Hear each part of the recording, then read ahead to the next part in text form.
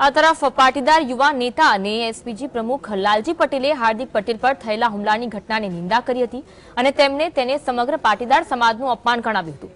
લાલજી પટેલે કહ્યું કે જાહેર જીવનમાં આવ્યા બાદ લોક નેતા પર અગાઉ પણ હુમલા થતા રહ્યા છે, જો કે તે નિંદનીય છે, પરંતુ જે રીતે સરા જાહેર સ્ટેજ પર પાટીદાર આગેવાન રહેલા હાર્દિકને થપ્પડ મારવામાં આવી છે તે સમગ્ર પાટીદાર સમાજનું અપમાન છે।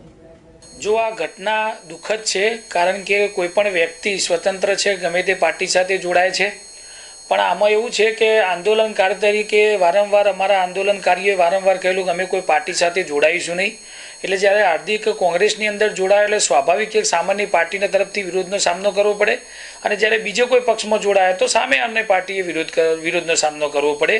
જ્યારે દિલ્હીના મુખ્યમંત્રીને પણ તમે ભૂતકાળની અંદર જોયેલું છે કે 2 થી 3 વખત પબ્લિકમાંથી યુવાનોએ લાફો પણ મારેલા છે। આ રીતે તો રાજકારણ જ્યારે સાથે જોડાઈએ ત્યારે 100% આ રીતે વિરોધનો સામનો કરવો પડતો હોય છે। આજે એવું મને લાગે છે એમાં આ રીતે રાજકીય કોઈ રીતે લાફો પડ્યો હોય અને એ આ રીતે ઘટના બની એવું લાગે છે, પણ એ આખા સમાજની અંદર આનું દુઃખ થાય કારણ કે પાટીદારના કોઈ પણ આગેવાનને આ રીતે જાહેરમાં મંચ ઉપરથી લાફો મારવામાં આવે એટલે સમગ્ર પાટીદાર સમાજનું આ રીતે અપમાન થયું એવું મને લાગે છે।